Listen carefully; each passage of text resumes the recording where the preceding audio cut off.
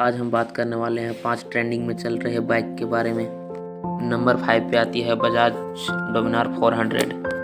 इसका एक showroom price है 2.2 लाख रुपीस। नंबर 4 पे आती है RS बजाज पल्सर 200। इसका एक शोरूम प्राइस है 1.70 लाख रुपीस।